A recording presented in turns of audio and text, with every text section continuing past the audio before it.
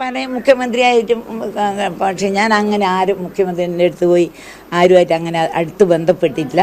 പക്ഷെ അതുമാതിരിയല്ല അച്ഛനാ പറയുക ഈ സഖാവിന അച്ഛൻ്റെ ഒരു സ്വഭാവം പ്രത്യേകതരാണ്. അതുകൊണ്ട് ഞാൻ അച്ഛനെ ഏറ്റവും ബഹുമാനിക്കുന്നു, സ്നേഹിക്കുന്നു. അതാണ് അതിൽ ഒരു വ്യക്തിത്വം. പക്ഷേ ഒന്നാമത് എല്ലാവർക്കും അറിയുന്നതാണല്ല, ഒന്നും രാഷ്ട്രീയത്തിൽ ഒരു എന്താ പറയേണ്ടത്, എന്താണെന്ന് നിങ്ങളുടെ ഭാഷയിൽ പറയൽ, പിന്നെ ഒരു കൈക്കൂലിയോ അല്ലെങ്കിൽ വേറൊരു അനാവശ്യമായിട്ട് ഒരാൾക്ക് ഒരു ചെയ്തു കൊടുക്കുമോ എന്തോ അങ്ങനെ യാതൊന്നും സഖാവിൻ്റെ കാലത്ത് പറയാൻ കഴിയില്ല. അങ്ങനെയാണെങ്കിൽ സഖാവിന് മുഖ്യമന്ത്രിയോട് ചോദിക്കാന്നുള്ള ആ പരിപാടി നടത്താൻ പറ്റൂല.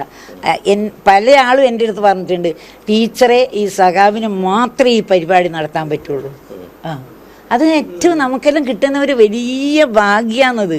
ഒരു എത്ര നമ്മൾ അങ്ങനെയെല്ലാം ജനങ്ങളുടെ നിന്ന് കിട്ടണ്ടെങ്കിൽ അതാണ് ഞങ്ങളെ സമ്പത്ത് തന്നെ. അതാണ് ഒരു എല്ലാവർക്കും നായനാർ സഖാവിലും സുരേഷ് ഗോപിയിലും കാണുന്ന ഒരു ഗുണം എന്തെങ്കിലും ഉണ്ടോ? അത് പാവങ്ങൾക്ക് ഒരുപാട് സഹായം ചെയ്യുന്നുണ്ട് സുരേഷ് ഗോപി. പക്ഷേ എൻ്റെ സഖാവിന് മരണം വരെയും പാവങ്ങൾക്ക് എന്ത് കിട്ടും, ഒന്ന് പാസ്സാക്കിയാൽ, ഒരു നിയമം പാസ്സാക്കിയാൽ ആദ്യം ഇവരോട് ചോദിക്കുന്നത് എന്താ, ഈ നിയമം പാസ്സായാൽ പിന്നെ നമ്മുടെ പാവങ്ങൾക്ക് എന്ത് കിട്ടും. അത് ഞാൻ കേൾക്കുന്നതാണ്, അതുകൊണ്ട് പറയുന്നതാണ് ഇത് TV-യിലെല്ലാം. അപ്പോൾ ഇതുകൊണ്ട് എന്ത് കിട്ടും അതാ ചോദിക്കുക. അതുപോലെ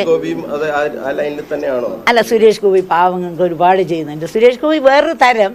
സുരേഷ് ഗോപി സിനിമാ നടൻ, പിന്നെ രാഷ്ട്രീയം വേറെ. പക്ഷേ എൻ്റെ സഖാവിന് മുഖ്യമന്ത്രി. അപ്പോൾ ആ മുഖ്യമന്ത്രി ചെയ്യുന്നതല്ല പിന്നെ, പക്ഷെ ഇയാൾ ഒരുപാട് ചെയ്തിട്ടുണ്ട്. സുരേഷ് ഗോപി പല പ്രാവശ്യം വന്നിട്ടുണ്ട്. സുരേഷ് ഗോപിക്ക് വീടുമായിട്ടുള്ള ബന്ധം നമുക്കറിയാം. പക്ഷെ ഇപ്പം വരുമ്പോഴേ ഒരു അദ്ദേഹത്തിന്റെ വ്യക്തി ജീവിതത്തിൽ നടക്കുന്ന ഒരു നേട്ടം കൂടിയിട്ടാണ്. ഇപ്പം കേരളത്തിലേക്ക് വരുന്ന ആദ്യ ദിവസം തന്നെ ഇവിടെ തിരഞ്ഞെടുത്തു ഇതിനെ കാണാൻ. അതിനെ എങ്ങനെ നോക്കി കാണുന്നു? ഞാൻ സന്തോഷം, വളരെ സന്തോഷമുണ്ട് എനിക്ക് സുരേഷിന് അങ്ങനെ ഈ തിരക്കിനിടയിലും. ഇപ്പം പഴയ സുരേഷല്ല, കൂടുതൽ തിരക്കുള്ള സുരേഷായില്ലേ. അപ്പോൾ അതിന് എന്നെ കാണാനുള്ള ഒരു സമയം, അല്ലെങ്കിൽ എന്നെ വീട്ടിൽ വന്ന് കാണാനുള്ള അങ്ങനെ അയാൾ അങ്ങനെ തീരുമാനിച്ചത്. ഞാൻ ഭക്ഷണം ഒരുക്കുന്ന അറിയിച്ചായിരുന്നോ? പറഞ്ഞപ്പം തന്നെ അത് ഉച്ചക്ക് എന്ന് പറഞ്ഞാൽ നമ്മൾ ഭക്ഷണം ഉണ്ടാവും എന്നറിയാം. എത്രയോ തവണ കഴിച്ചിട്ടുണ്ട്. ഞാൻ പറഞ്ഞില്ലേ, കണ്ണൂർ വന്ന് വിളിച്ച് പറയും, അമ്മ ഭക്ഷണം വേണം.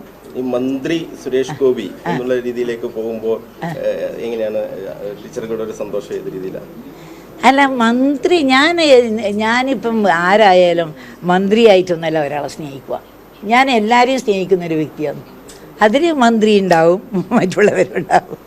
അങ്ങനെ ഞാൻ എന്ന് പറഞ്ഞാലുണ്ടല്ലോ, നിങ്ങൾക്കൊന്നും അറിയില്ല, ഞാൻ 5 വയസ്സ് മുതൽ കാണുന്ന രാഷ്ട്രീയത്തിൽ നിന്ന് വളർന്നൊരു ആളാണ്. ഇപ്പം ഞാനും ആ സ്ഥിതിയിലെത്തിയ. അതുകൊണ്ട് എനിക്ക് എല്ലാ രാഷ്ട്രീയവും നന്നായിട്ട് അറിയുന്നതാണ്, രാഷ്ട്രീയത്തിനും. അപ്പം ഞാൻ അതിനനുസരിച്ചിട്ടേ നീങ്ങും.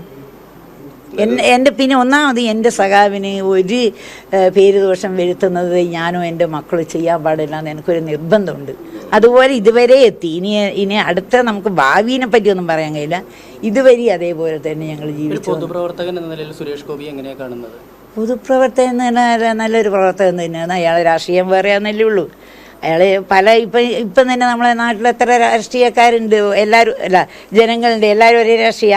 എന്നാൽ പിന്നെ നമുക്ക് തിരഞ്ഞെടുപ്പൊന്നും ആവശ്യമില്ലല്ലോ.